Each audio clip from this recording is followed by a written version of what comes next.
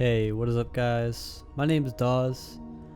I spent a couple days actually looking for a build similar to this on YouTube and Reddit. I bought the new DLC. I played it within an hour of it becoming available, and the first thing I found was this new ring, the Bloodletters Insignia. And the second I picked it up, I was instantly intrigued. I equipped Razorstone, and I messed around with it on a couple different melee weapons. Instantly went to YouTube to see if anybody had already uploaded a video on this, and nobody had. I hadn't made a video in a long time, so I was super rusty and I couldn't figure out how to do it. So this is my best attempt, honestly. It's been 2 days now since I've come up with this build. I was really hoping nobody else would post about it, and I don't think anybody has, because I've been checking every day on YouTube and Reddit. And the only posts I found about this ring were people just basically saying that it wasn't that great, shrugging it off as just something to play around with, but not really that meta. But I completely disagree. I think this build is super fun and super viable if you build it correctly. And I didn't even build it to the best of its ability, in my opinion, because there's still amulets and rings that I haven't even unlocked yet from the DLC. I haven't had time to play it that much. This is just the build that I came up with based off the items that I already had. So in the comments down below, if you guys can add to this build using items from the new DLC that you have found, please feel free to leave that down in the comments for me, because I'm so interested in just making this build as OP as possible. Alright, well, without further ado guys, thank you for listening to my little rant. Let's get right on to the build. So starting off with the handgun slot, this is pretty much the least important part of the build. You can take whatever you want here, but I'm putting down submachine gun with flicker cloak because flicker cloak just makes you so damn tanky, and we all know the submachine gun is considered to be one of the best guns in the game. So like I said, put whatever you want here, but if you want something really tanky and really meta for nightmare difficulty and up, submachine gun with flicker cloak is a great option. Moving on to an important part of the build, we're going to take the Devastator. The Skewer mod is just so good here for being able to apply bleed stacks to a target that you can't quite reach. And that's amazing because it makes it so that you don't have to be in melee range to get off your crazy heals. But if you can get into melee range, the Scythe or the Riven is what makes this build actually crazy. How it functions is, I don't know if you've ever seen how the Scythe works, but when you do a heavy attack, it does this spin animation. And what's crazy about how the spin animation works is every time that Scythe spins around, it counts as an individual heavy attack landing. What that means for us is every time that Scythe spins around, your target is going to get hit with 6 stacks of corroded and 3 stacks of bleeding. That means they're losing tons of armor, and they're taking 1800 bleed damage over 20 seconds. The corrosive damage comes straight from Abrasive Amulet, and the bleeding comes from Razorstone. All that healing that you're getting back comes from the new ring in the Subject 2923 DLC, Bloodletters Insignia. What Bloodletters Insignia reads is 10% of bleed damage dealt by the wearer is returned to the wearer as health. And if you've maxed out your healing effectiveness trait, that is going to be a hefty amount of healing. As for armor, we're going to be taking Leto's armor for helmet and body, but we're going to be taking Scrapper's boots. Now what that's going to do for us is give us a little bit of a damage boost, and all enemies within 5 meters of us do 15% less damage. I would also recommend for Nightmare and Apocalypse that you go with full Letos as well as Twisted Idol if you just want to be maximum tankiness. You do lose out on the abrasive damage, but if you're not playing solo and you have teammates to back you up with more damage, that really shouldn't be an issue. Alright guys, so that's pretty much going to wrap up the video. I do know that there is an amulet in the new DLC that involves increased bleed damage and increased melee damage, I believe, but I haven't gotten it yet, so I haven't had a chance to test it. If I do get the chance to test it, I will probably post a pinned comment below, letting you know how it was, if it's worth it, if it's not worth it. And I do actually have a similar build involving the bleed heal effect from the new ring that I would love to show you guys, so let me know if you'd like to see a part 2 of this video where I do it's a really jank healer skewer bleed heal thing. It's hard to explain unless I show you, so leave a like, leave a comment, and subscribe if you'd like to see that craziness. With that being said, I am going to end the commentary here. Feel free to continue watching if you want to see more gameplay of this build. My name is Dawes, and I hope to see you in the next one.